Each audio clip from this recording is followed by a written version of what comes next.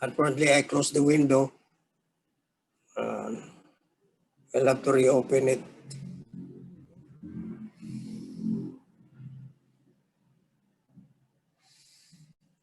Just wait for a little while.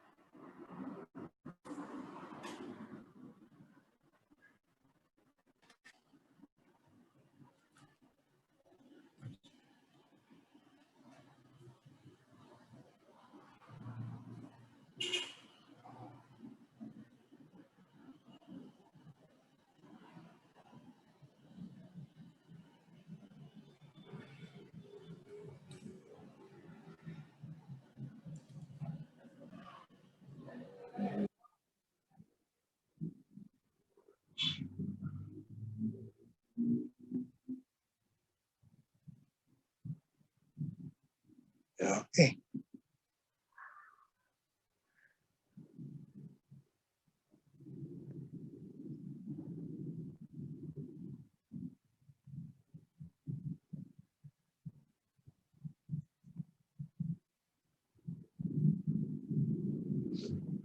So here you are again.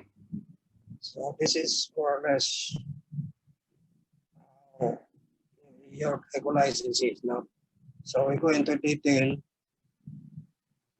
Okay, those are the enzymes and how much ATP are formed.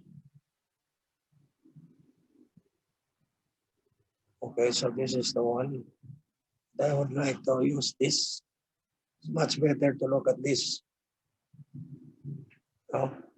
From a pyran ring, transform into a furan. You notice that?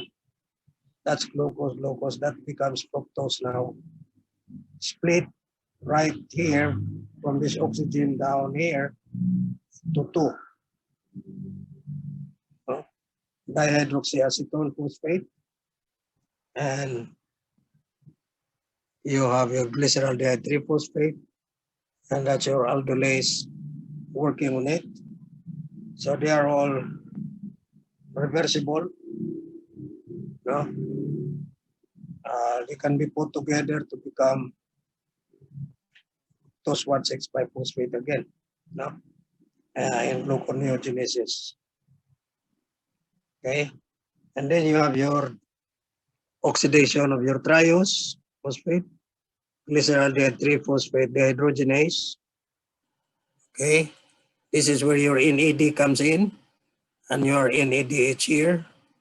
And this goes to your electron transport chain if oxygen is present. If not, that your NADH is utilized by pyruvate to become lactic acid, and that's a dead end. So that you can recover your NAD so that this reaction can still go on. So that is your anaerobic glycolysis. Now this dehydrogenase has 2 functions, not only oxidation, but also an incorporation of a phosphate here. So that your glyceraldehyde 3-phosphate here becomes now having 2 phosphates. Okay. And one of these phosphates, this one here, becomes high energy phosphates. And that high energy phosphate would be capable of adding a phosphate to your ADP to become ATP. So this formation of ATP is what you call your substrate level phosphorylation. Okay. All right, now goes down here. So mutase is just only changing the placement of your phosphate from the number 3 carbon to your number 2 carbon each here, phosphoglycerate, and then this is dehydrated by an enolase. That phosphate becomes high energy phosphate as a result of the dehydration, no? And that becomes your phosphoenol pyruvate, in which this phosphate, just like that phosphate here on top, can be added, no, to ADP to become ATP. And this is what happens here also. Similar reaction. Okay. So you have a pyruvate kinase here. You have a phosphoglycerate kinase on top. Okay. And then you form an enol pyruvate, which is very unstable. And it goes to its more stable form, which is known as a ketopyruvate. That's your ketopyruvate. Okay. Now take note of, you have your inhibitor here, fluorides, and you have your inhibitor here, iodoacetate. Okay. You are taking this every day, although you are not swallowing your toothpaste. That toothpaste, that fluoride in the toothpaste can be absorbed by your buccal mucosa. But because it will not stay there long, you squeeze it out with water. So only a small amount, maybe, but not enough to poison this reaction. So you are still safe, no? Using your toothpaste.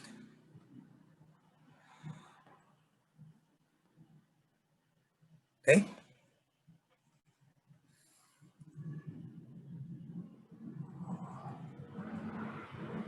This is the oxidation of your glyceraldehyde 3-phosphate. Still remember this reaction here? NAD become NADH. And this goes into the electron transport chain or utilized by your forming your lactate.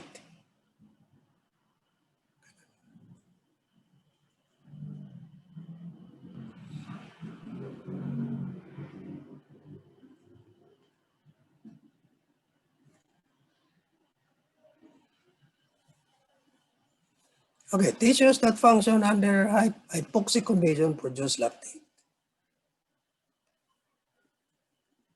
So regulation at 3 steps involving non-equilibrium reactions.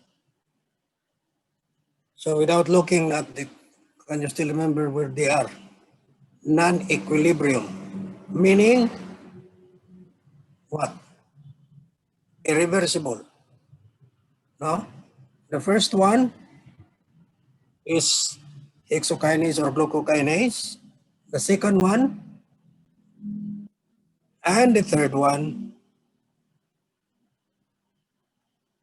pyruvate kinase. Okay? So, in glycogenesis, now which uses the glycolysis in reverse, but these 3 irreversible steps can only be overcome by utilizing another enzyme, and we call them your bypass enzyme. Bypass enzyme, no? Okay.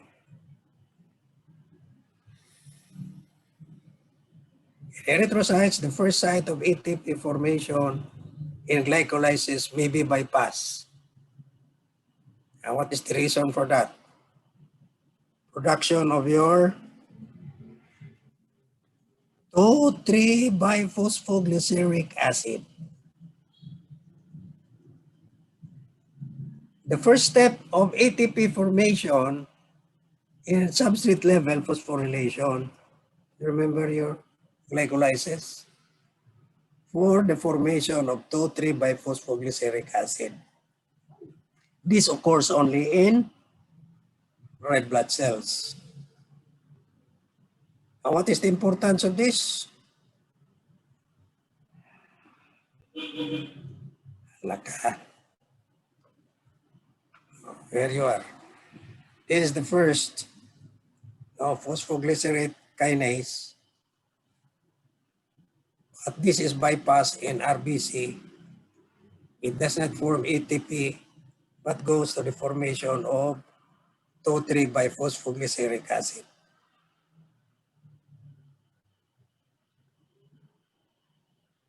2,3-biphosphoglyceric acid. So you can see that your RBC, although it is in anaerobic glycolysis, it is the pathway in the anaerobic glycolysis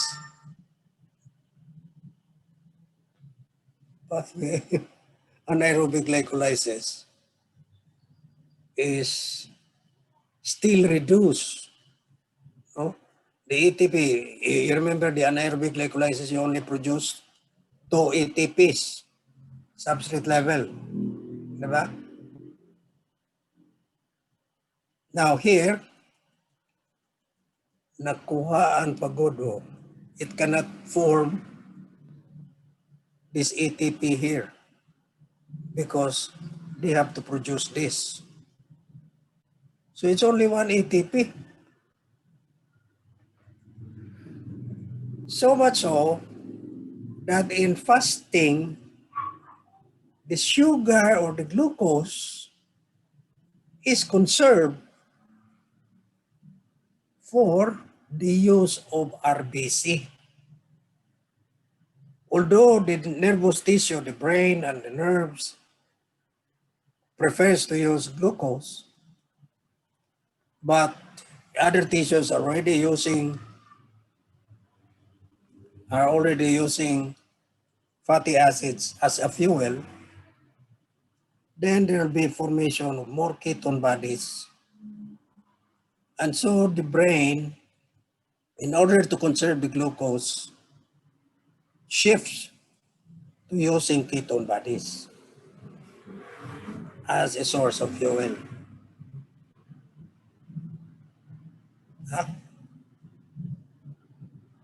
So the glucose is conserved just for RBC use. Eh, usa naman lang, because you cannot form this anymore.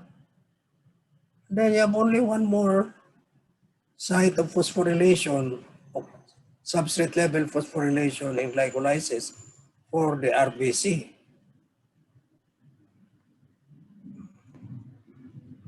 Because your RBC does not have a mitochondrion. That is the only way that it can produce ATP.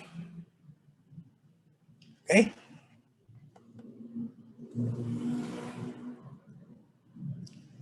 Oxidation of pyruvate to acetyl-CoAs is reversible. So this is done in the mitochondrion. The enzyme is pyruvate dehydrogenase complex. It's a complex. And this pyruvate dehydrogenase complex is very similar to alpha-ketoglutarate dehydrogenase complex in your citric acid cycle. It has all the same coenzyme. You have your CoA here. You have your thiamine here. No? And you have your lipoic acid. Lipoic acid. Lipoamide. So you have 3. Lipoic acid inform lipoamide. Your coenzyme A. And you have your thiamine pyrophosphate. And these are the same also for your alpha ketoglutarate, dehydrogenase complex. Okay. Pyruvate dehydrogenase complex is regulated by the end product. Okay, so you have here pyruvate, okay, and becomes acetyl-CoA. This occurs inside the mitochondrion. Pyruvate becomes acetyl-CoA. Once this is formed in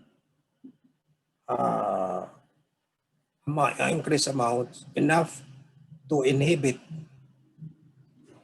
the reaction, PDH. Okay. And the production also of NADH plus H also can inhibit.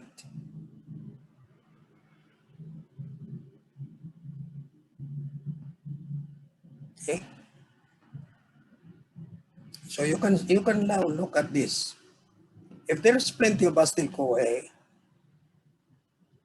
this goes into your citric acid cycle or Krebs cycle, and the result would be the end result, because your NADH and FADH2 in your citric acid cycle goes to your electron transport chain, you will have plenty of ATP.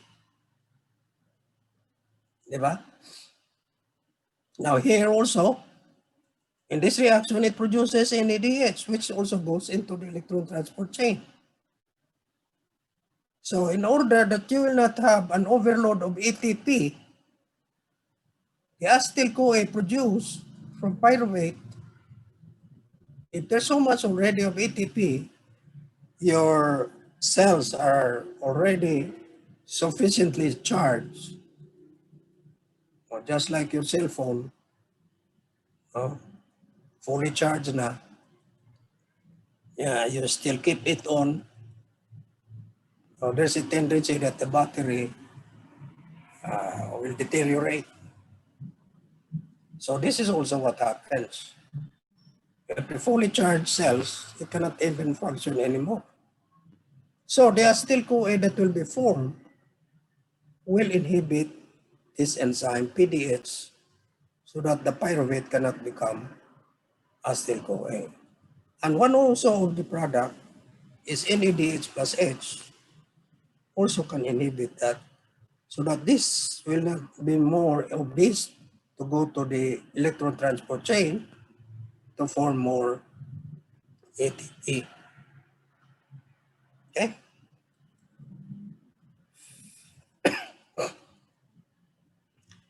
All right, medical aspects. So, thiamine, where is it needed? Pyruvate dehydrogenase complex. So, arsenate, mercury ions react with the SH group of the lipoic acid and inhibit pyruvate dehydrogenase. And also dietary deficiency of thiamine will also inhibit your functioning of your pyruvate dehydrogenase complex. Okay?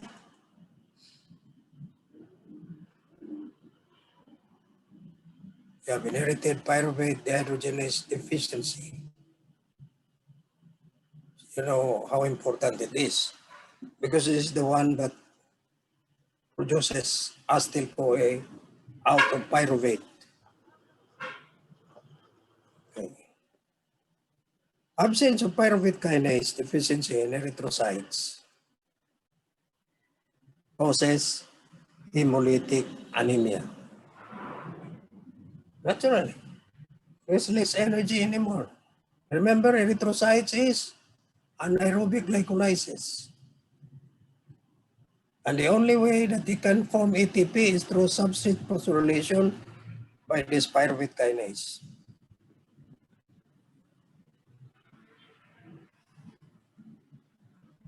Now, phosphofructokinase is the enzyme that adds one more phosphate to your fructose 1-phosphate to become fructose 1,6-diphosphate.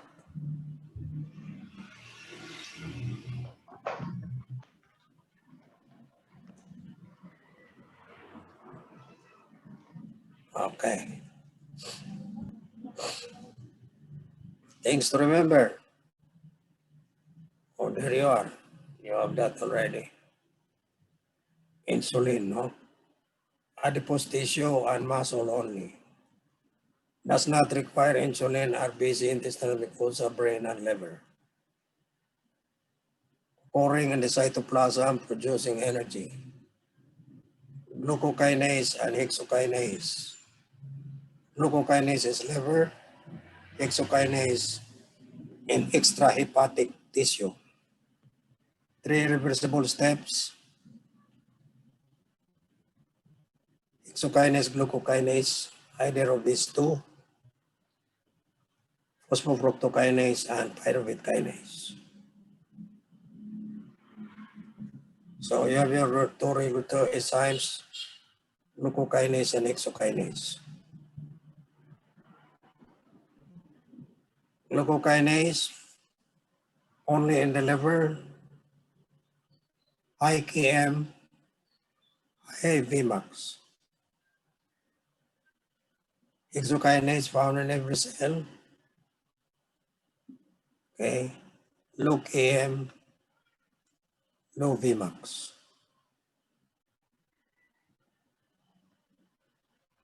Less specific catalyzes other exoses like mannose, fructose, and glucose. It is inhibited by its own product. This one is not inhibited by its own product. It's only hexokinase.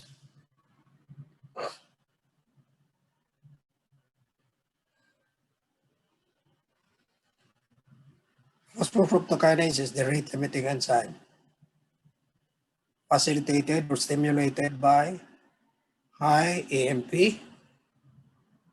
and high 2,6-biphosphate, inhibited by citrate and high concentration of ATP.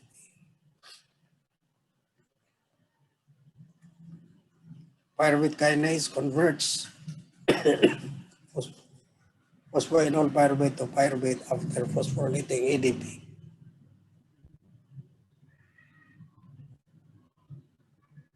You have your summary.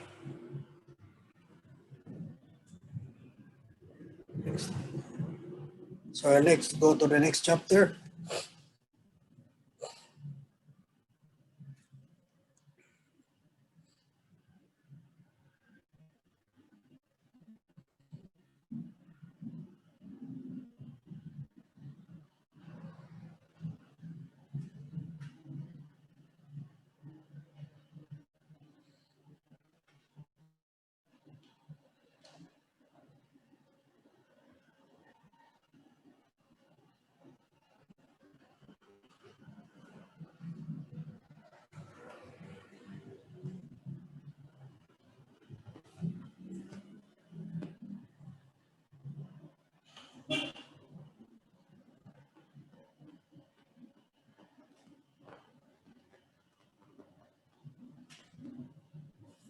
Glycogen is storage form of carbohydrate in animals.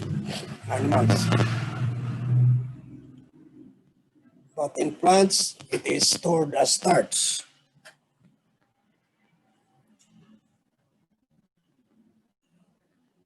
Synthesized from glucose.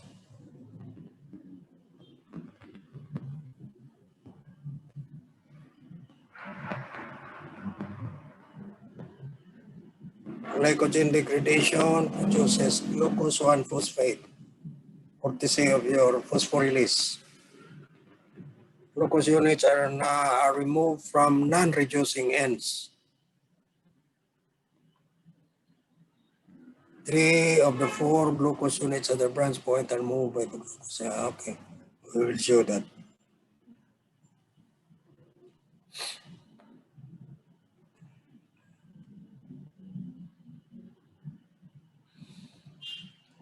Mainly occurs in muscle and liver.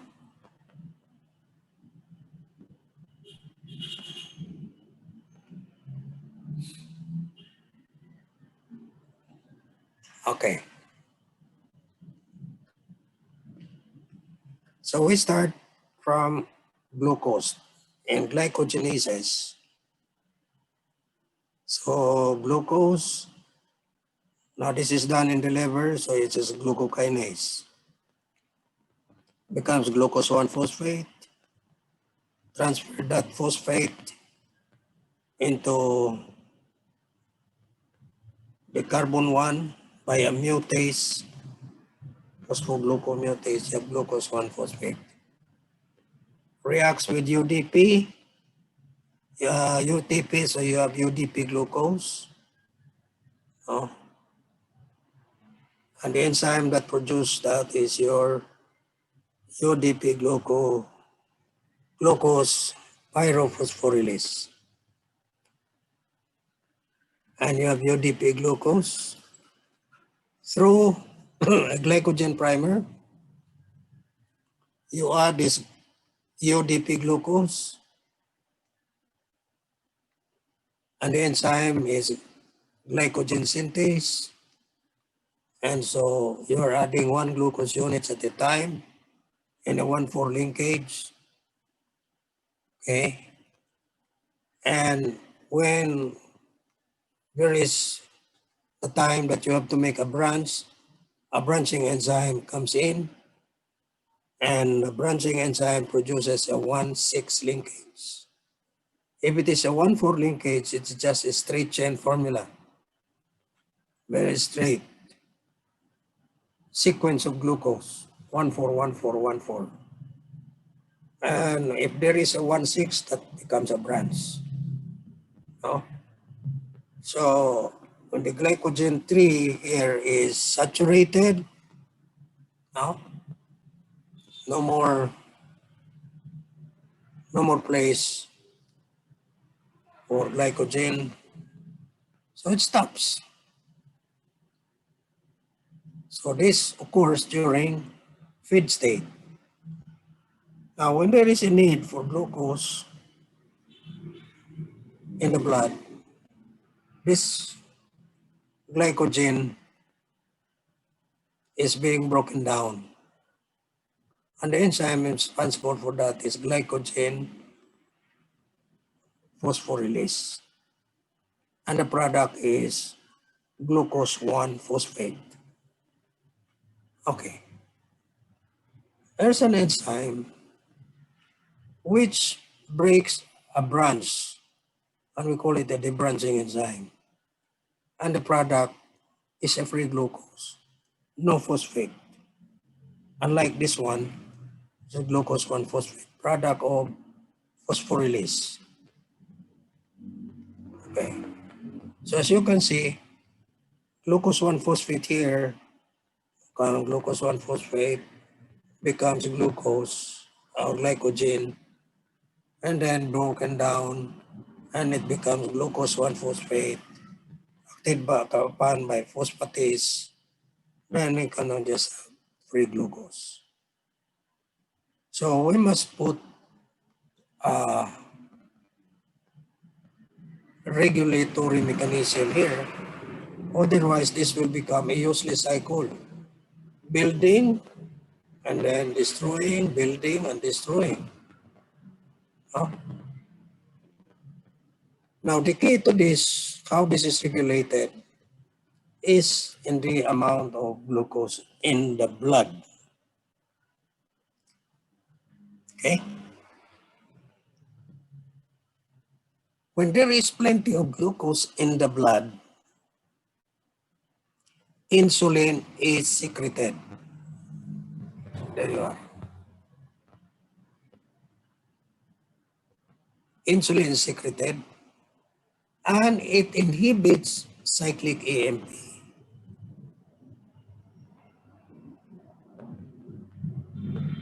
Now, this cyclic AMP, if it is inhibited, no, it cannot inhibit this one, and it cannot inhibit, it cannot stimulate this one. Okay? Now, other hormones, glucagon and epinephrine, has a positive effect. So it stimulates that. Okay. We said when there's plenty of glucose in the blood, insulin is secreted. When there is no insulin in the blood or deficient insulin in the blood, glucagon is secreted. This one is not secreted because it is low blood glucose. This is only secreted high blood glucose. Although they come from the same area, eyelids of Langerhans, this one is formed by the beta cells of the eyelids, which responds to a high glucose content in the blood. Now, glucagon responds to a low glucose in the blood, which stimulates this one. Okay, stimulates the formation of this. Stimulates the formation of cyclic AMP. All right. So let's start this way. Glycogen store. Then fasting. What happens in fasting? Blood glucose is low. Blood glucose is low. What hormone will be secreted? Glucagon. What does glucagon do? Glucagon, it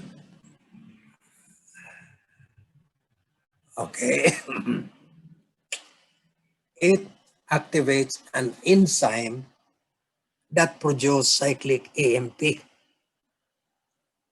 That enzyme is adenyl cyclase. Adenyl cyclase uses ATP and convert that into a cyclic AMP. So there is a ring that is formed, cyclic AMP. And that cyclic AMP now activates a protein kinase. And that protein kinase, as a kinase, it adds a phosphate. That protein kinase adds a phosphate to glycogen synthase and adds a phosphate to glycogen phosphorylase. So both of them are having a phosphate, or they are phosphorylated. But their function are different when they are phosphorylated. Glycogen synthase with a phosphate becomes inhibited, while glycogen phosphorylase with a phosphate becomes active. And so if it becomes active, it will be acting on glycogen and producing focus 1 phosphate. Okay? You get it? Huh? Now the opposite is like this. If there's plenty of glucose, insulin is secreted. This is not secreted, glucagon. Insulin inhibits adenyl cyclase. So no cyclic AMP is formed. No cyclic AMP is formed. So there is no addition of the phosphate. However, if this already has phosphates, your insulin activates a phosphatase, removes a phosphate here, it removes a phosphate here. And without a phosphate, glycogen synthase becomes active, producing glycogen, while phosphorylase is inactive. It does not break down the glycogen. So it is just a very simple small molecule cyclic AMP regulating this, no? These two enzymes. Now what about this epinephrine? Epinephrine is something that is needed when an animal is under stress.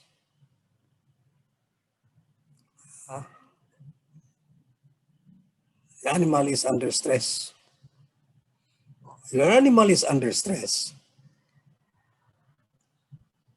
And epinephrine is released, plenty of glucose will go into the blood.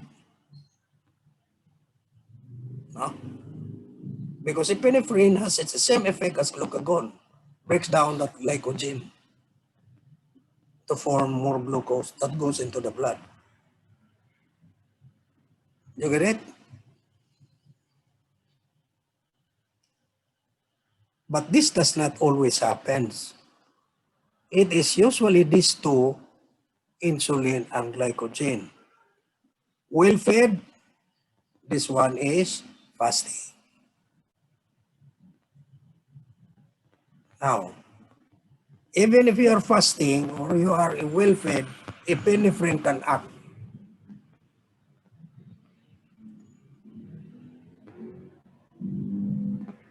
Okay? All right. Try to look at this. That's your UDP glucose. That is your glucose. That is your uridine. Uridine.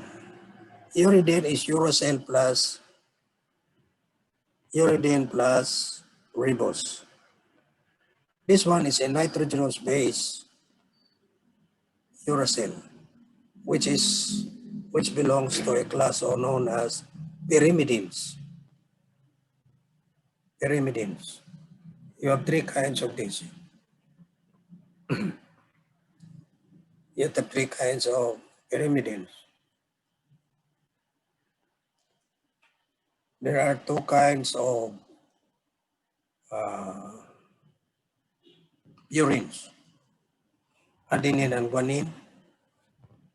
Your pyrimidines, uracil, cytosine, thymine. Okay, we will be talking about this when we go into nucleotides or nucleic acid.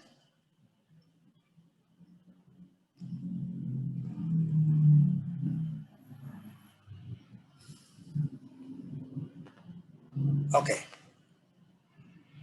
This is your glycogen primer. This is attached to your glycogenin, a protein, in which the glucose units here, even though in acute starvation, cannot be removed by phosphorylase. So we call this a primer, glycogen primer.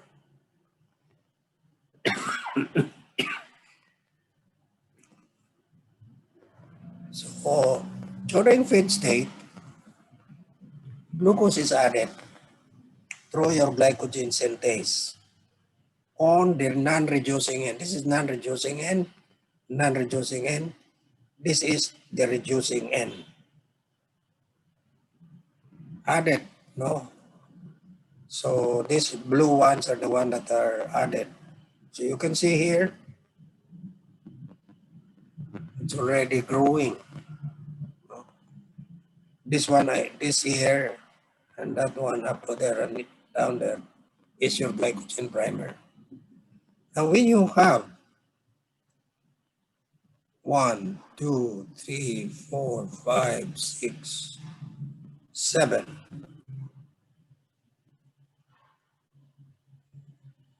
We have 7 units. An enzyme removes 6 units from the non-reducing end.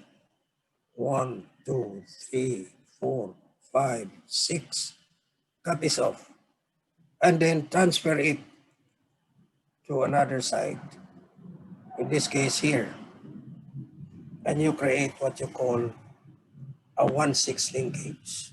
That's a branch. This one is 1,4,1,4. There's one where you have a cross here. That's a 1,6 linkage. That's a cross there. That's a 1,6 linkage there also. Okay. And so the glycogen synthase continues to add there. And then over here also, unload, remove 6 units and place it maybe here or over here, no? Or even here to have another branch. So that is how your glycogen, we call this glycogen tree, is going to proliferate in the feed state. So this becomes, branches are formed, no? New glucose units are added and so on. So this becomes, the term is arborize or arborization of the glycogen tree.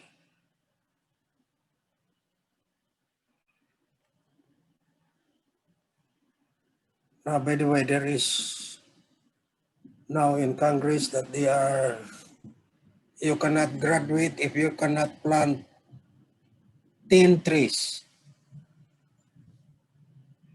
They are going to revive that law, which says that you must plant 10 seedlings of trees.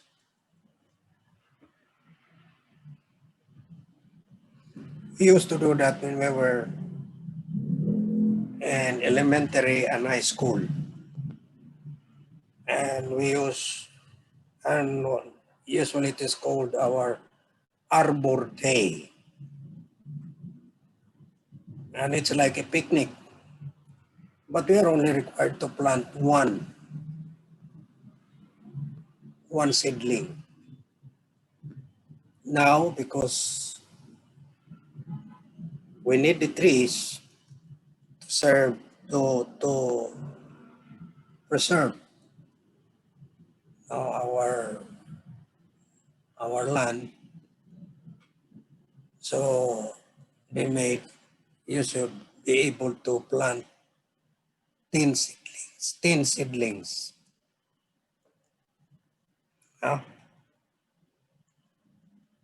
And they should time the planting of the seedlings during rainy season, so that you have a time for the tree to have some roots already rooted when summer comes.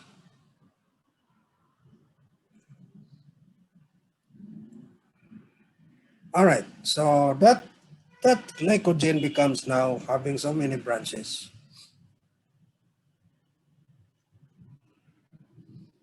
Okay, now there you are. So this is the reducing end here. That's the reducing end. So whatever is, now this is the non-reducing end, non-reducing end, non-reducing end. So the outer ones. So you consider this as the trunk, or the trunk of the tree. And you have so many branches.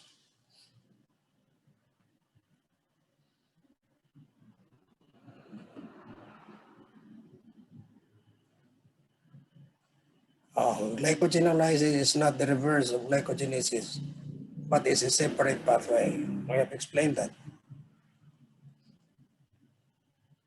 Now, for the breakdown It's also like this. You have your phosphorylase which removes this starting from here or starting from here. 1 glucose units at a time. When it reaches that there will be only 4 glucose units to a branch, that's it there, 4 glucose units to a branch. An enzyme known as glucan transferase removes 3 glucose units and add it to a non-reducing end, in this case here. So you have that there. Okay? All right.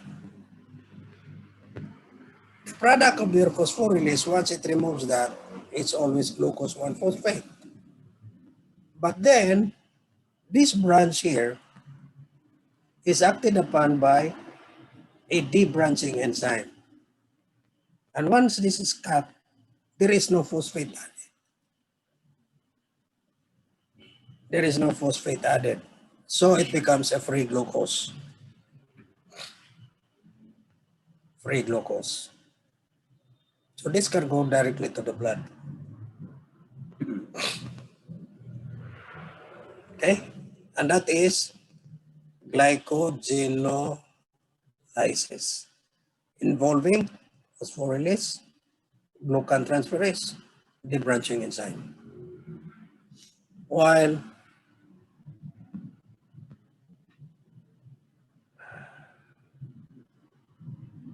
glycogenesis, you have glycogen synthase and branching enzyme.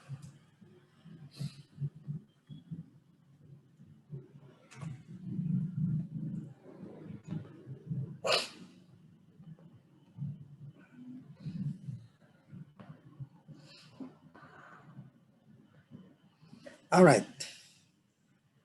Glycogen storage disease. This is when glycogen are present, in large amounts in the liver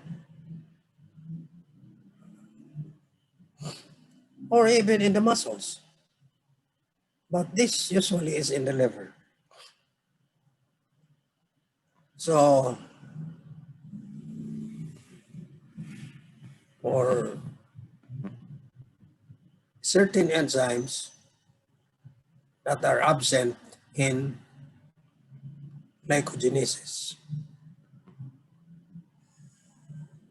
So if you do not have glycogen synthase, what will happen? You cannot store glycogen. And as a result, you will have hypoglycemia if you are not eating. And why hyperketonemia? Because the cells reverts to the utilization of fatty acids for fuel. And as a result, you form ketone bodies. And if you lack this, it says here, early death. So meaning the infant cannot thrive. Patay. There is no name for that. This one, glucose 6-phosphatase, von Gerk's disease. So, what happens is, you do not have an enzyme to remove this phosphate, so you cannot release it from the liver. So, glycogen accumulates. And in the renal tubules. Why renal tubules? We mentioned that glycogenesis and glycogenolysis are active, or the main site liver, and skeletal muscle. However, the kidney has also this ability to store glycogen, but it is not, or it is negligible. But when you do not have phosphatase, and the glycogen in the kidneys, no, cannot be, or the glucose there cannot be removed. So even though it produces only very, very small amount, in time, you will have an accumulation. Okay? All right. Hypoglycemia, yes, because the liver, as well as the muscle, not the muscle, it's only the liver. Because you have, the muscle does not have glucose 6 phosphatase. But the glucose 6 phosphate that is formed as a result of glycogenolysis in the muscle is being utilized for energy purposes. Glucose and glycolysis, and then electron transport chain, because the muscle is demanding so much of your glucose. Okay, that's Buerger's disease. And this one is a transporter, which is absent. Impaired neutrophil function to recurrent infections. So neutrophils are not formed. This one is lysosomal enzyme. And that is Pompe's disease. Accumulation of glycogen in the lysosomes. Then you have Forbes or Cori or limit dextrinosis, liver and muscle debranching enzyme. So debranching enzyme, and it is not so much because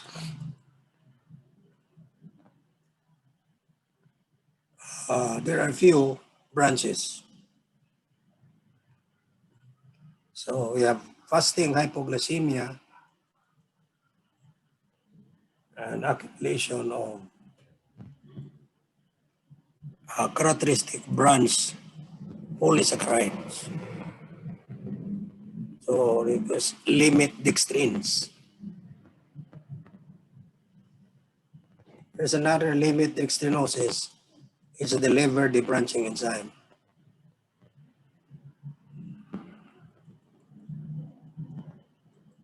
There's no muscle weakness. Anderson's disease, this is a branching enzyme. So if you look at the glycogen tree here, there are no branches.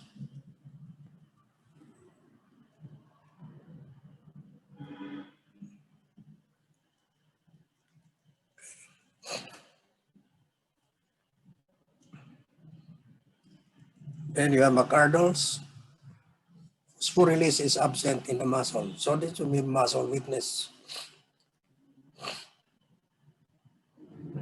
or exercise tolerance.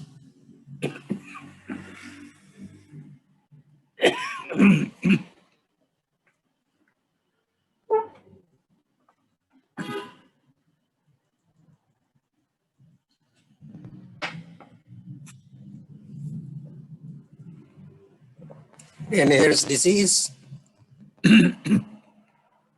liver phosphorylase. So accumulation of glycogen in the liver. So the liver grows big due to accumulation of glycogen. So hepatomegaly. Thyroid disease, muscle and erythrocyte phosphofructokinase. So we have a problem here in the glycolytic pathway. Poor exercise tolerance, muscle glycogen abnormal. Then we have liver phosphorylase kinase, hepatomegaly again.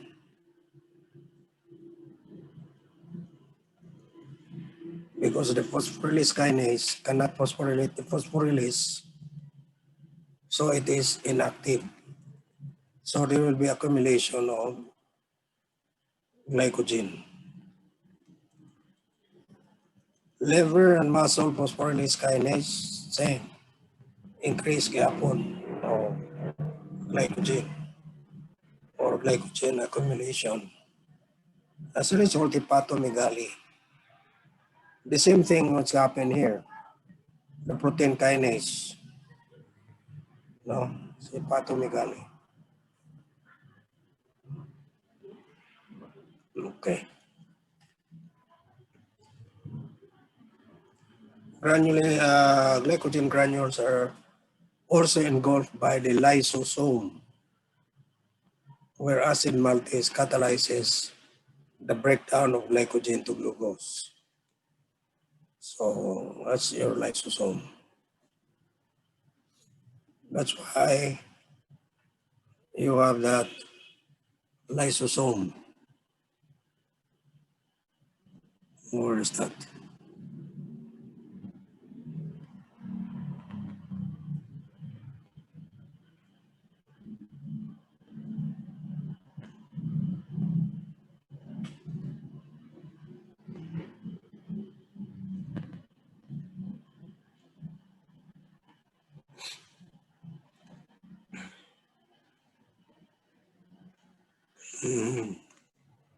Okay.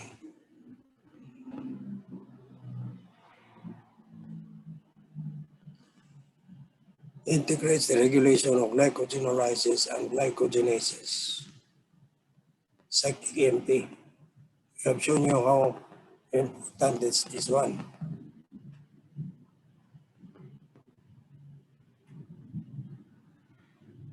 Okay.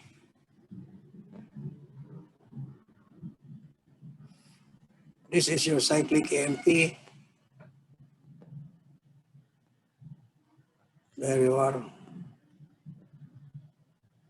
There's a cyclic form that is destroyed by phosphodiesterase. This phosphodiesterase is stimulated by insulin and becomes just an ordinary AMP, 5' AMP.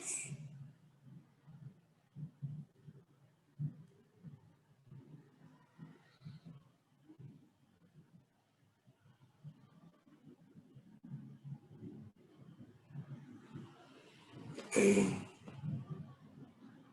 Cyclic AMP activates glycogen phosphorylase.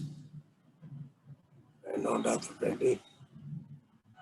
Calcium activation. Oh yes, it is in the production of cyclic AMP. Glycogenolysis in liver can be cyclic AMP dependent, independent activation of glycogenolysis in response to adrenergic. That means epinephrine or norepinephrine. So I mentioned this kanina.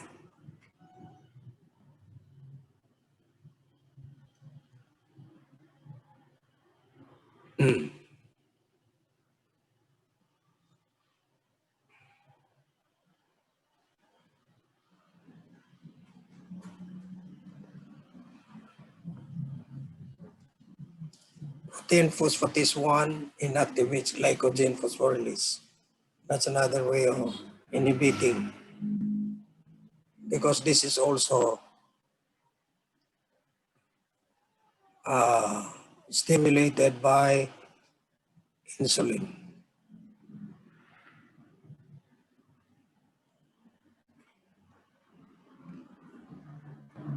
The activities of glycogen synthase and phosphorylase are reciprocal in the sense that when one is active, the other is inactive. When one is active, the other is inactive. They cannot be active at both times.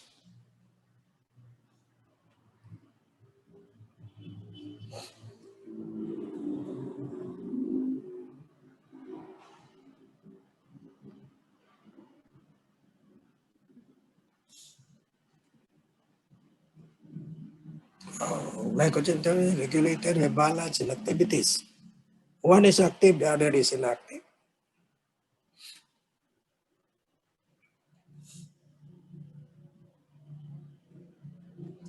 So it says glycogenolysis can be terminated and glycogenesis can be stimulated, or vice versa, synchronously,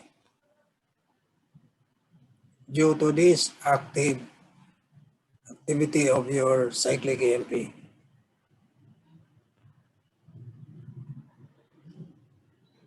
That's the one.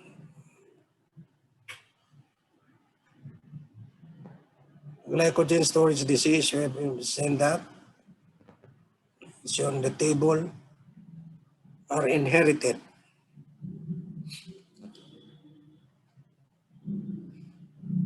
This is very rare disorders in the Philippines. As we said, mutated genes are usually due to marrying within the family.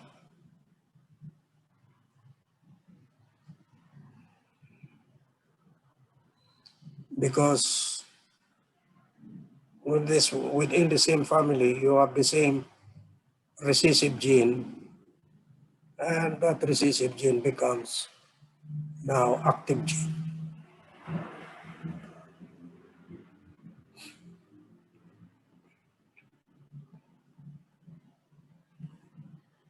Okay, let's go to the next. Okay pa mo? Ha? Medyo, Doc. Medyo pa. We'll just do the important highlights.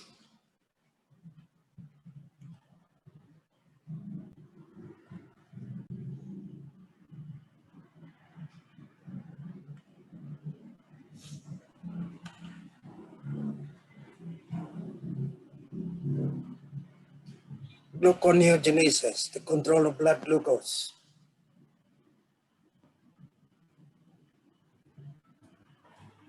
Synthesizing glucose from non-carbohydrate precursors. And what are those precursors? Lactic acid, glycerol, amino acids, and propionic acids. The amino acids are glucogenic. You know those glucogenic amino acids.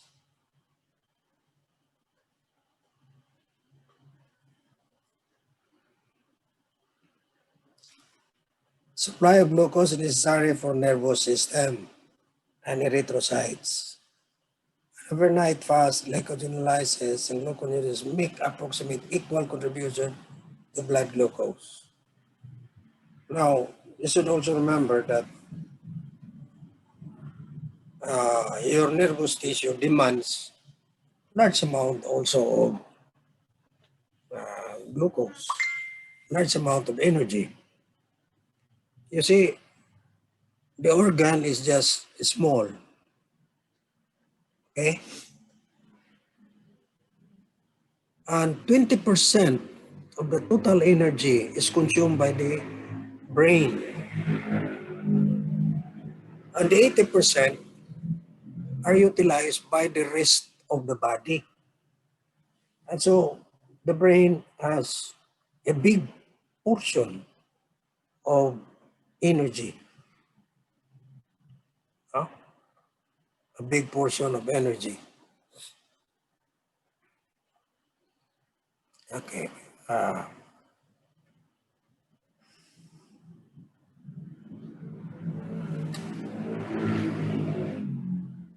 Now, this energy, it's hard to explain, but quantum physics deals with energy. And there's so much of this energy that the physical matter, or like, for example, your fuel molecules. Your fuel molecules are physical, converted into energy, which is non-physical. Huh? Now it says that there should be a, like, for example, thoughts. Thoughts are non-physical. But how are they created? Huh? Okay, if there's a term for that. When the coherence, there is a coherence. When there is a coherence of the heart and the brain, you create an electromagnetic force which is about 3 meters away from your body. And that is just how powerful you are.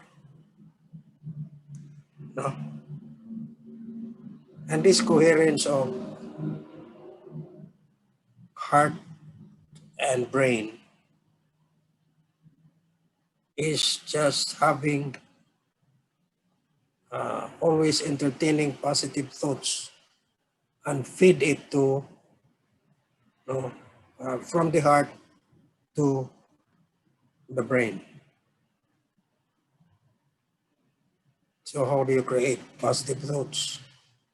Do not entertain negative thoughts.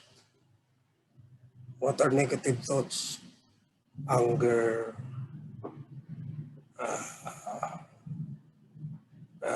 what is this? Greediness, lust. These are all negative thoughts. Positive thoughts, forgiveness. You forgive, you love. So these are the ones. So it's really hard to think about this because they are non-physical. But we know that from the physical matter, like the food that we eat, which is transformed into a non-physical entity, an energy. That's energy. No? Okay. Just like your automobile, you have your physical matter, which is your fuel. What is your fuel? Either diesel or gasoline. And it is transformed into energy, which now becomes non-physical. Okay, let's not go into that.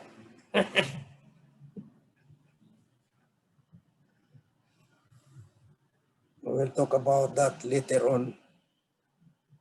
I don't know if Dr.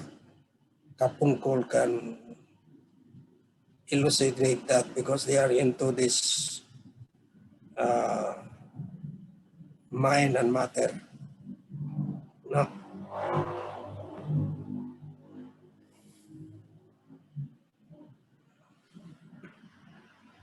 My mind and matter is always this. What is not mine does not matter.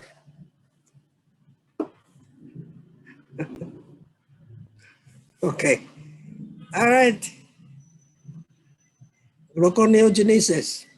As we said, this is a reversal, no, of some steps of your glycolysis. And as we mentioned, there are three areas. When we're talking about glycolysis, we're through areas where it is irreversible.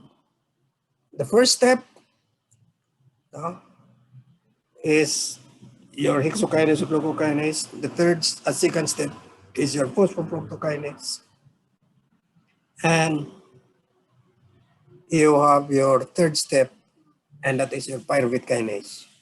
So this is how we look at it now. This is your hexokinase glucokinase, and the bypass enzyme is your glucose 6 phosphatase. Okay. Now this one is your phosphofructokinase, and your bypass enzyme is fructose 1,6 biphosphatase. And then your pyruvate kinase, our bypass enzyme is phosphoenolpyruvate carboxykinase. Phosphoenol pyruvate carboxykinase. But this one takes several steps. No? If you look at this one takes several steps. Okay, pyruvate gets into the what is this? You have your mitochondrion and goes inside, but it is not formed into acetyl-CoA, but through a pyruvate carboxylase becomes oxaloacetate, and oxaloacetate through a reversal to malate, and then malate can exit. And malate, when it is oxidized, becomes oxaloacetate. Now this is oxaloacetate, but oxaloacetate has no transport protein that can go out. It has a transport protein is malate. So oxaloacetate just reverse itself to become malate, and the malate can go out.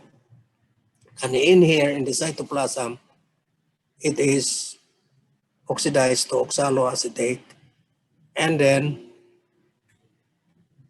acted upon by this carboxykinase, phosphoenol pyruvate carboxykinase, which utilizes GTP instead of ATP. There is decarboxylation. One carbon is removed as carbon dioxide, and you bypass this reaction here. Becomes phosphoenol pyruvate, and that is reversible, and then you hit an irreversible one. You go this way, no, and then becomes fructose 6 phosphate and becomes glucose 6 phosphate, and then bypass, and you have your glucose 6 phosphatase, then you have glucose. Okay? All right. So what are the precursors again? Glucogenic amino acids. And we know that we have several glucogenic amino acids that can become alpha ketoglutarate. You have your what you call your glutamate family. No? They can become alpha ketoglutarate, the carboskeleton. And you can look at this. Oh. Okay. Then fumarate, then malate, then go that way. Okay.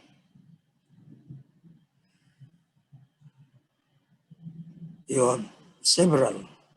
So we have propionic acid becoming succinyl-CoA, and so it exits as malate.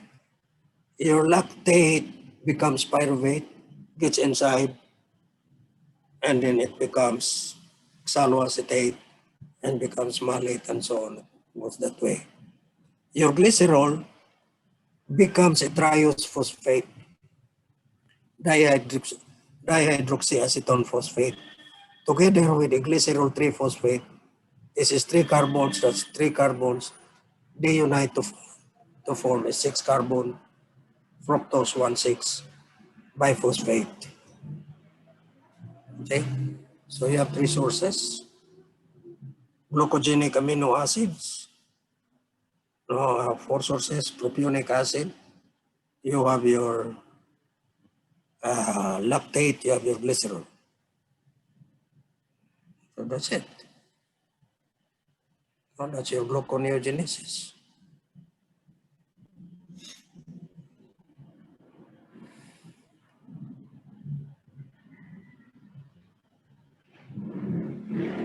So this is how propionate can become succinyl-CoA. See? Goes that way, goes this way.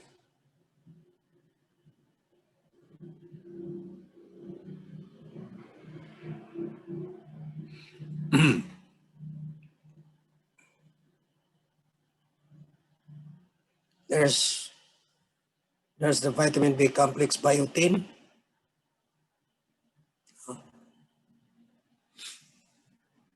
And I remember the B complex B12.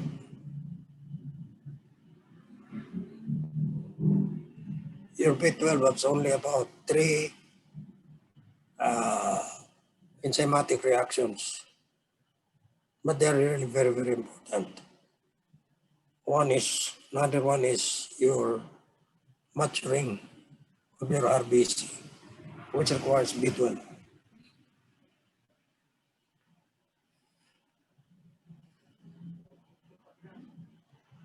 Oh, it says here, glycolysis and glycogen share the same pathway, but in opposite directions and are reciprocally regulated. Induction and repression. Okay, enzymes require several hours. When we say induction and repression, we are heating the production of a protein. And the protein that we are talking about are enzymes. So when you say protein synthesis, that would require from the DNA, the gene in the DNA, copied by a messenger RNA. A messenger RNA comes out of the nucleus into the cytoplasm, and it is translated by the ribosome. Amino acid come in sequence to form that protein. And that's the role of the translation of that message carried by your messenger RNA. Okay? All right. So these are enzymes, glycogenolysis, glycolysis, pyruvate oxidation, gluconeogenesis, and when they are stimulated or inhibited, you see. So arrows going down, that is inhibition. Arrows going up, stimulation. And what are the repressors? What are the activators? What are the inhibitors? Okay. Covalent modification by reversible phosphorylation is very, very rapid. It has been shown there in your glycogenesis and glycogenolysis, where the two enzymes, glycogen synthase and glycogen phosphorylase, are being phosphorylated, but the two enzymes have different actions once they are phosphorylated.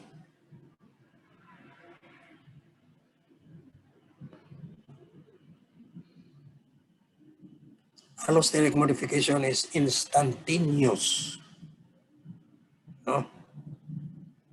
Allosteric activator. Allosteric site different or other site of the enzyme, no? When we say site, that refers to the enzyme, allosteric site. So an allosteric site can be a regulatory site wherein some molecules that attach to that regulatory site, the enzyme might be stimulated or activated, or it can be inhibited. Depends on what binds to that allosteric site. So we call that allosteric modification is instantaneous. Now, whether it is inhibition or activation.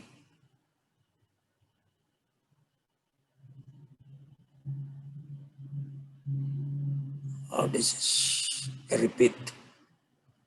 Inhibition filtered by ATP and ATP. Fructose 2,6-5-phosphate plays a unique role in regulation of glycolysis.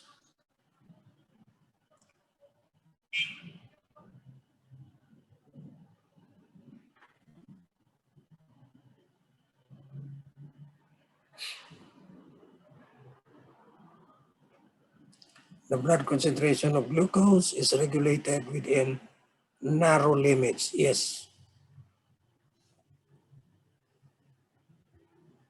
Within 4.5 to 5.5 millimoles.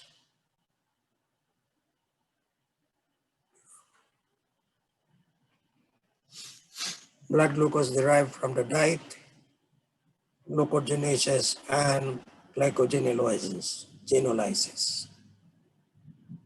So you have three sources of blood glucose coming from the diet, or formation of glucose from non-carbohydrate sources, and or the breakdown of glycogen.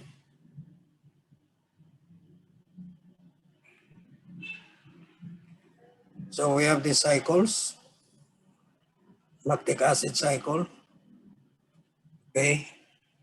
You have your utilization of glycogen, the glucose-6-phosphate pyruvate, so that's glycolysis, and anaerobic becomes lactic. Lactate goes out of the blood, goes out into the blood and goes into the liver, and the lactate in the liver is converted, look at this, into glucose. So glucose 6-phosphate, and that glucose goes back to the blood and then back to the muscles. And that is your lactic acid corecycle. And what the other one here is the alanine, glucose alanine. Alanine is an amino acid. Its carbon skeleton is pyruvate, and we know that pyruvate can become glucose 6-phosphate, 2 of that, and then becomes glucose, and then goes back, and then it comes out again as alanine, and then goes back to the liver. So that is alanine cycle, glucose alanine cycle. And the other one is pyruvate, lactic acid, no, I'm sorry, lactic acid, glucose. That's co-recycle. Glucokinase is important in regulating blood glucose after a meal. We know that, we have mentioned that already, that the first recipient of blood glucose is the liver. And so you have your glucokinase there, which has a high Km, requires a large amount of glucose before it can become active, and dies down or does not work anymore when the glucose is low. Opposite to your hexokinase, in which it still can operate in very low glucose in the blood. So this is your activity of your glucokinase and your hexokinase. You can look at this hexokinase, Even a small amount of glucose, there's glucose here, it goes to 100% Vmax right away. But your glucokinase requires a large amount before it can attain this maximal ability. So you need to have large amount of glucose to have this maximum ability. While here, it goes up, but then it goes into a plateau. It can even be a 100% Vmax from a very small amount. How much more if this one here? So it has stopped already.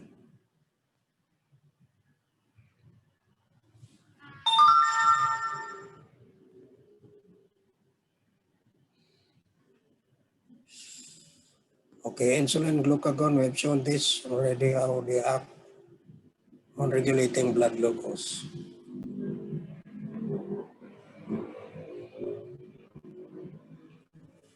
Okay, all right, response of tissues to insulin and glucagon. Increased by insulin. In the liver, you have this.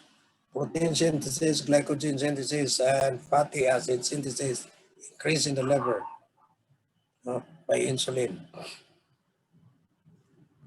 In the adipose tissue, uptake of glucose, fatty acid synthesis. Okay. And in the muscle, uptake of glucose, glycogen synthesis, and protein synthesis. So protein synthesis in the muscle as well as in the liver. Decreased by insulin, formation of ketone bodies, and decreased gluconeogenesis. Naturally, because when you have insulin, you have high glucose. And you also, in the adipose tissue, you lower down or inhibit breakdown of fatty acids.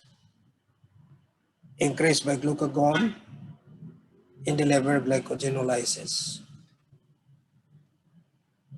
It has no effect on the muscle. There's no effect on the muscle.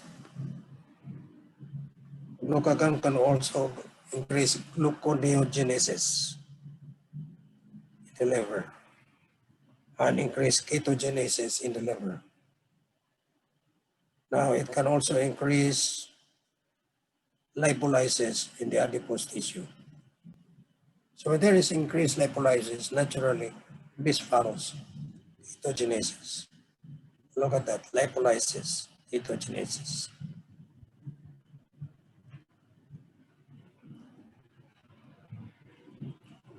Other hormones, yes, anterior pituitary gland, adrenocorticotropic hormone, the glucocorticoids, they are known as diabetogenic hormones. Increase of glucose in the blood. And your adrenal medulla produces epinephrine.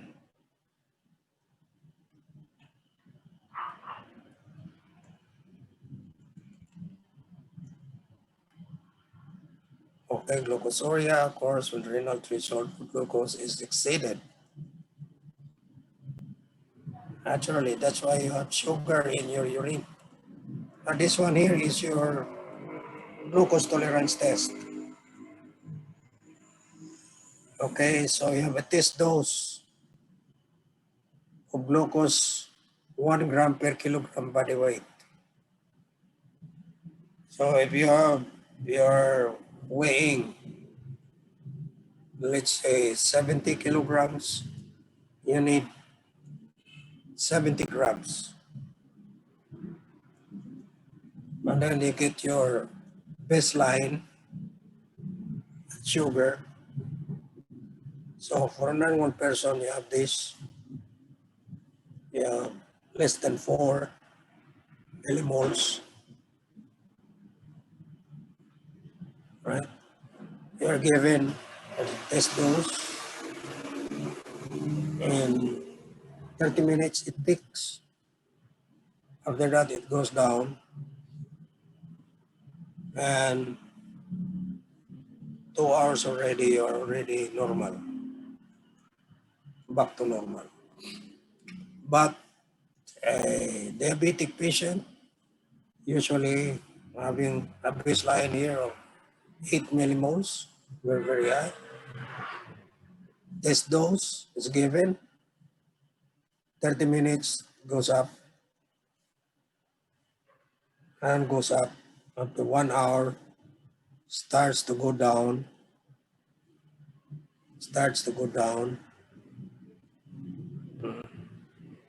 and it takes about 3 minutes, or 3 hours before it reaches its basal. This is still diabetic, no? That's 8. So it takes about 3 hours to go back. But a normal person, to its basal reading, at 2 hours goes back to normal already. While here, it does not go back to its base.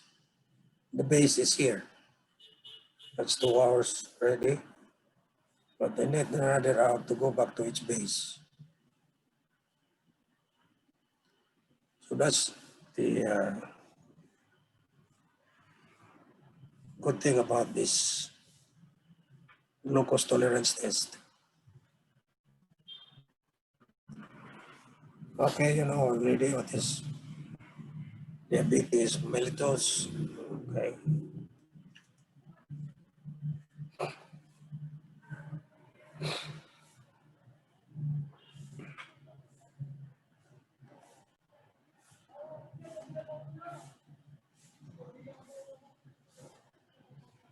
Let's take up the next one.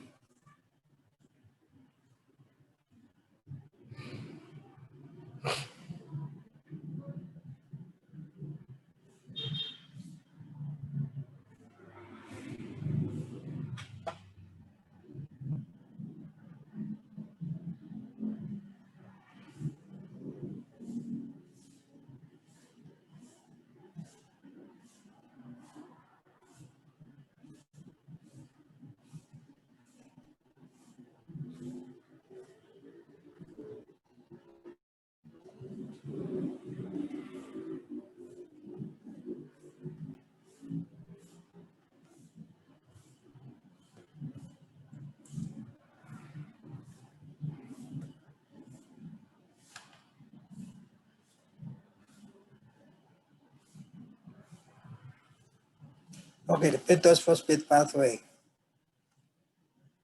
Thing to remember, you have these things to remember. NADPH and ribose 5-phosphate. Pentose phosphate pathway is an alternative pathway of oxidizing glucose without producing ATP. Why does it not produce ATP? It's because its cell is already fully charged with ATP, and yet there's still plenty of glucose. So that the remaining glucose has to be oxidized, and this time, it only produces NADPH and ribose 5-phosphate. You know the function of that already. Needed for synthesis of fatty acids and steroids, cholesterol, no?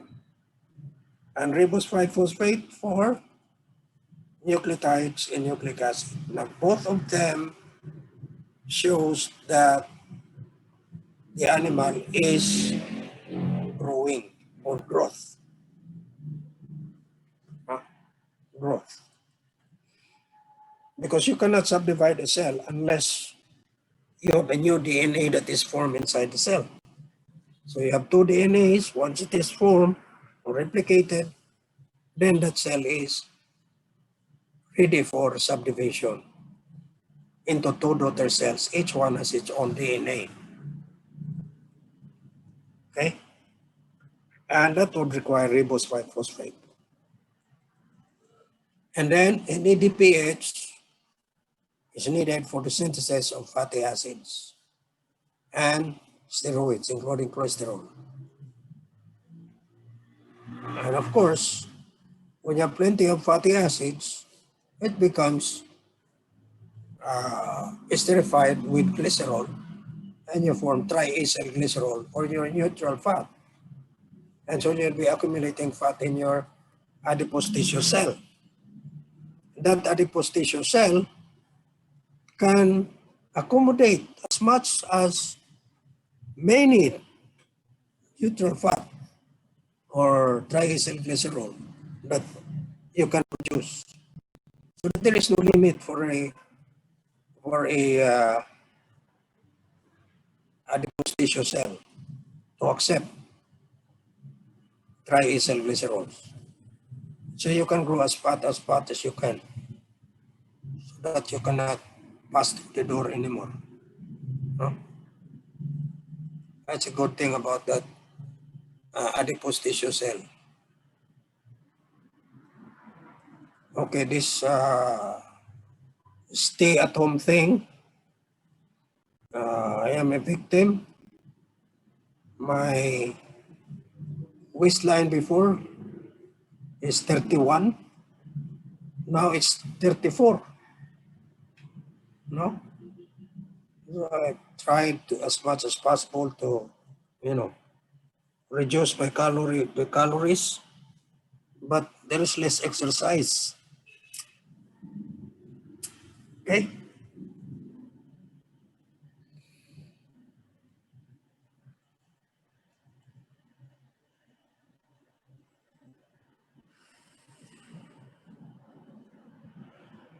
All right.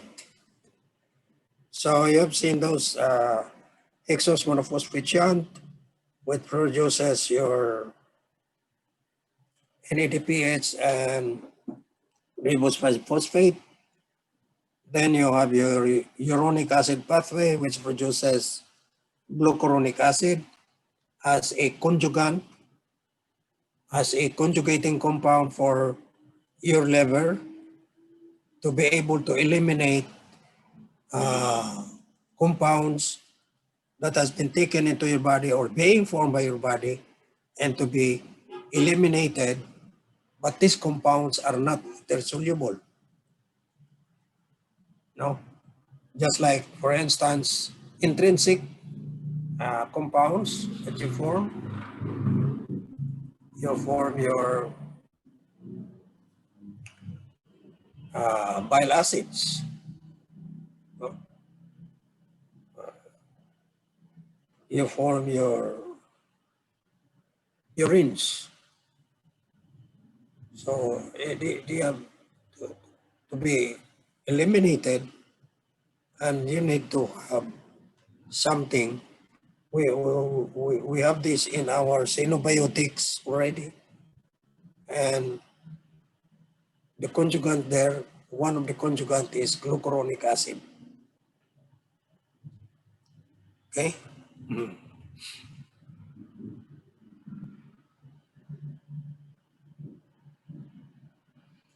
And then the other sugars, especially your fructose, we have mentioned this already. High fructose syrup, no? High fructose corn syrup. Okay. They usually stimulate also appetite.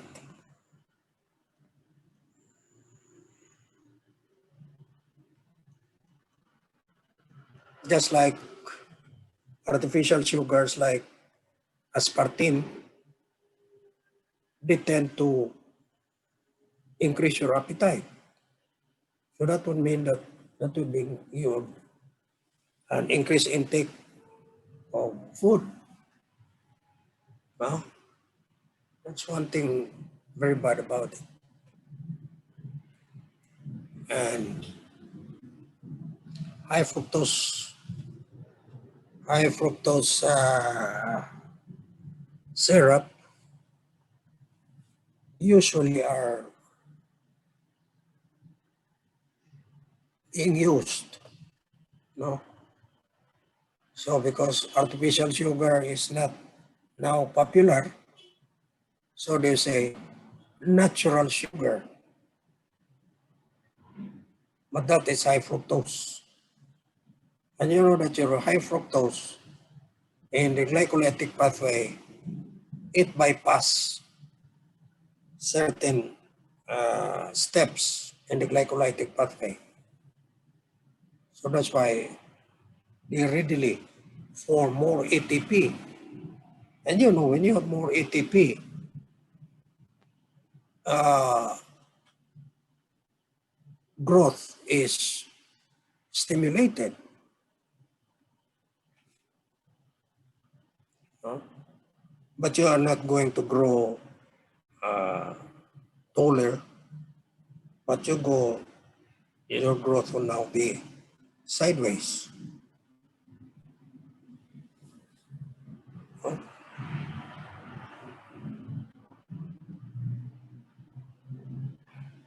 Oh, that's the one that I mentioned. Oh, there you are. The first two steps of your pentose phosphate pathway produces NADPH right away. And you can see that how many NADPH. And then you have in the non-oxidative pathway, no, because there's a demarcation here. This one is oxidative pathway. This two. This one is not oxidative. Now in the non-oxidative, your ribose 5-phosphate can be used in the formation of nucleotides. DNA or RNA are formed. So you will have nucleic acid. No? Now this pentose phosphate pathway, you recover because it uses 3 glucose units right away.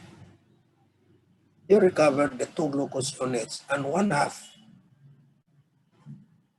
of the glucose 5-phosphate.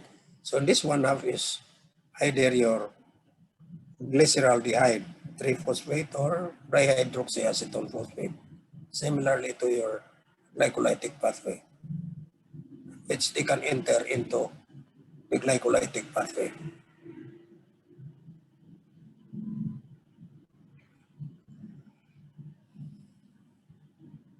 So this is cytoplasmic in reactions.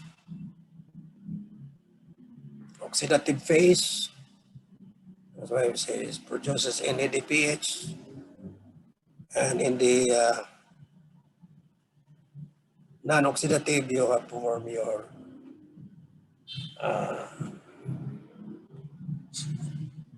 ribose 5-phosphate.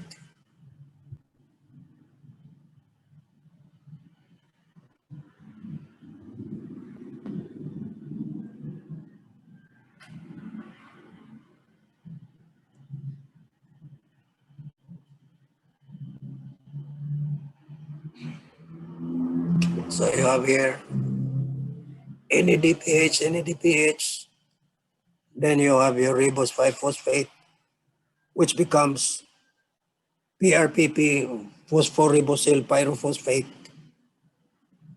And this is now into the formation of your nitrogenous bases for your nucleotides, either a purine or a pyrimidine.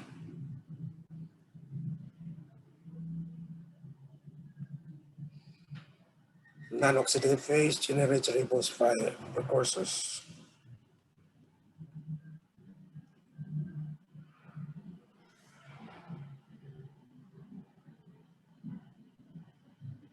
So the two major pathways for catabolism of glucose have little in common.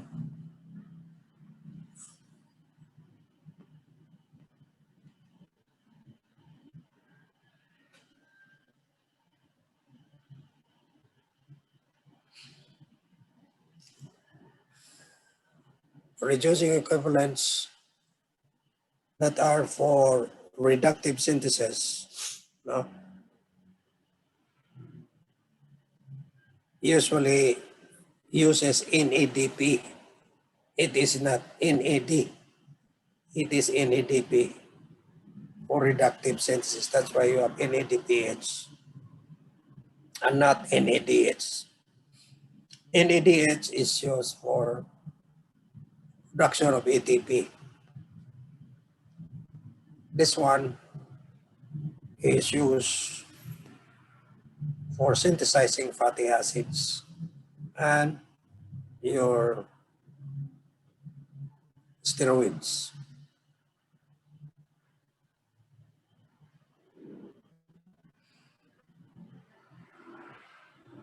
Ribose can be synthesized in virtually all tissues. Yes, because all tissues can form nucleotides. Nucleotides can be formed into nucleic acids.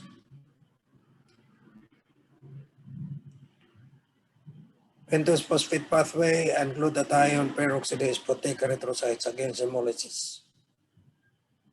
Okay. I've given you already, no? Now, since your erythrocytes carries oxygen, oxygen-free radicals are easily formed. And oxygen-free radicals can damage your cell membrane of your RBC. But because of glutathione, the presence of glutathione, the cell membrane of the RBC is preserved whenever free radicals are present. However, the glutathione now becomes oxidized. Oh. Okay. And so you need this enzyme, the glutathione peroxidase, which is dependent on NADPH. So, when this is absent, your glutathione peroxidase cannot work, cannot restore your glutathione, oxidized glutathione, to become a reduced glutathione. Okay? So you have your glutathione reductase.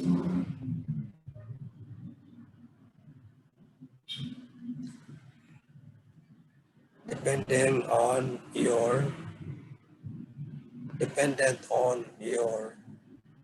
NADPH.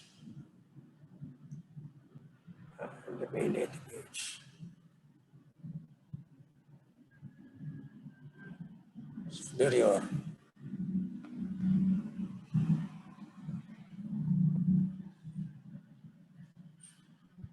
So you have your glutathione peroxidase converting your hydrogen peroxide to molecules of water. Oh,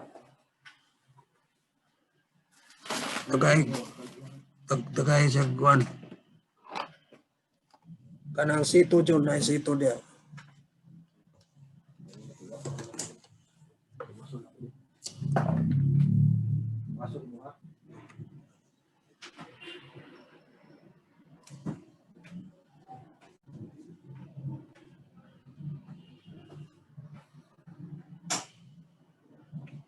Okay, so just read this in a nutshell.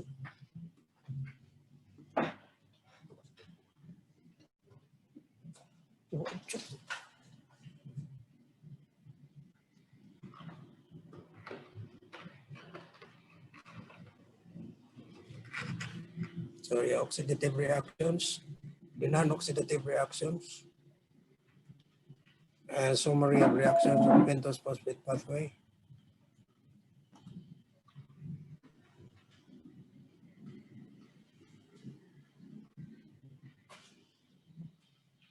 Okay, so this is uronic acid pathway. Glucuronic acid, precursor for proteoglycan, and activated glucuronides, product of uronic acid pathway. So this is another pathway that oxidizes glucose, but it does not produce ATP. This is, as we said, when there is still plenty of glucose in the blood.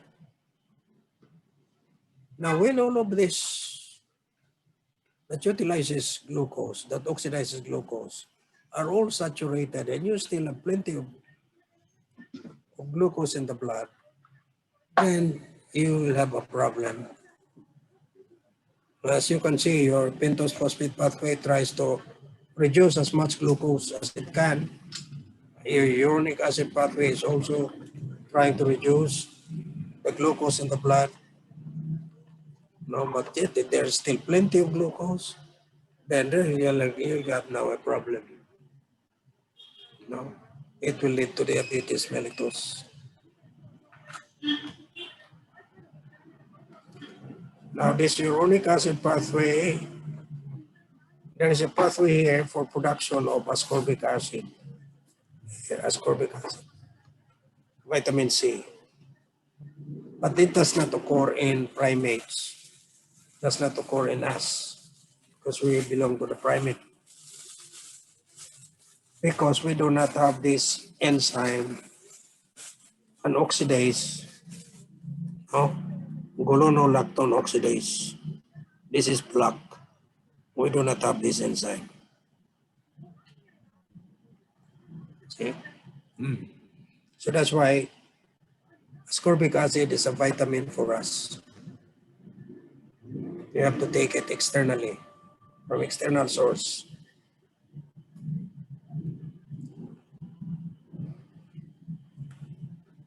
All right. Ingestion of large quantities of fructose has profound metabolic consequences. This is what I've been telling you. High fructose syrups used in manufacture of foods. You know, in manufacturing of food, especially when there's a little amount of sweetness to it, then you would like to eat that, or to take that kind of food. There's always that little amount of sweet. And you know this, so they add sugar, but sugar is, your sucrose is expensive. This one is not expensive. They also call this the miracle sugar, because little amount can already bring about the sweetness that you want. Okay.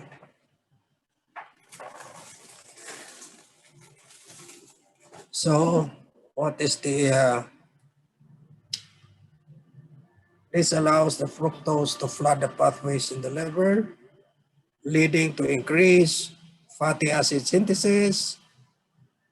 Fatty acid is esterification of fatty acids to form triacylglycerol, secretion of VLDL, very low density lipoprotein, which may raise the serum triacylglycerols, and ultimately LDL cholesterol concentrations.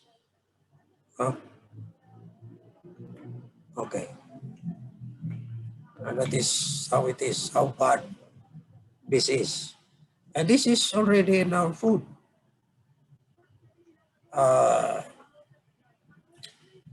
You have this in your soda drinks, your favorite soda drinks. They're not using sugar, they're using this one. They're not using the usual sugar that we have, sucrose. So we have this high fructose syrups.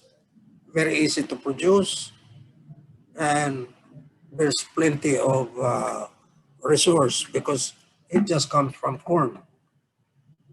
In advanced countries, they have corn, but they do not eat the corn. Well, if they eat, they usually have this only boiled corn, but not as a staple food. And this is fed into animals. And there's still plenty made it into syrup, fructose syrup. So they are found in foods and beverages. No? Okay, so be very careful with us.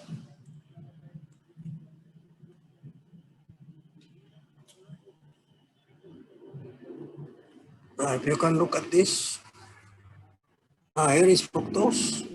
This is glycolytic pathway. That's glucose is being used.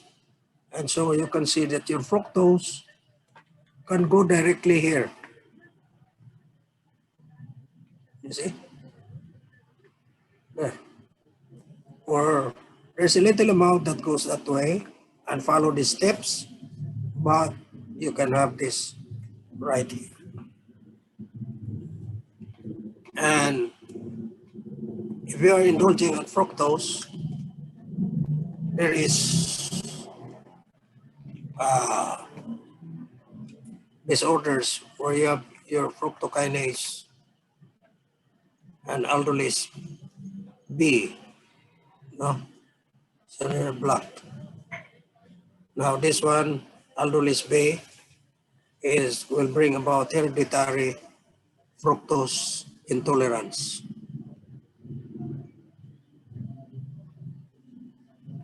Now this one is essential fructosuria.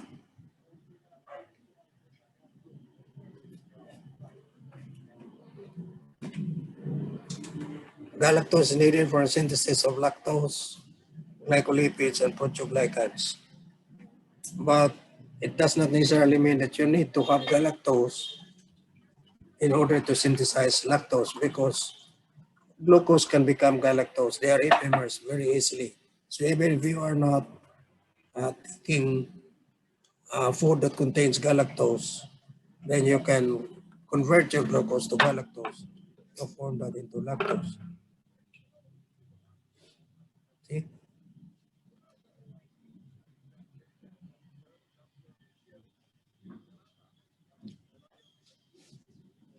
Glucose is the precursor of amino sugars, hexosamines.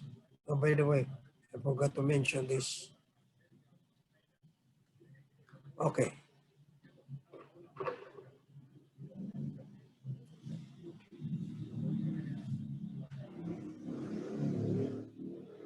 Okay, sorbitol, look at this. This is sugar alcohol. Now in the lens, you have this enzyme, aldose reductase.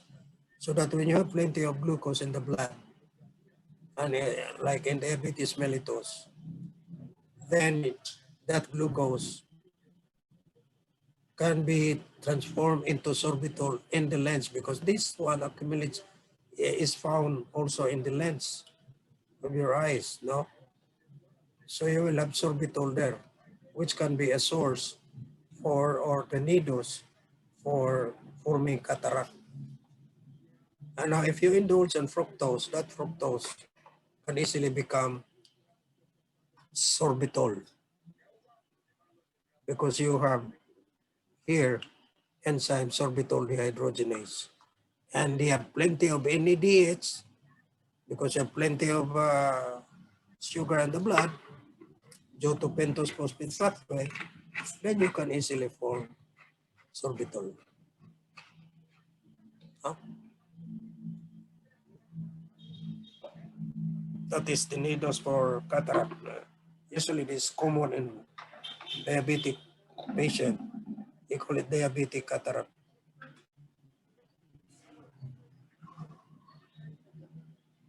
So amino sugars, never mind that. Impairment of pentose phosphate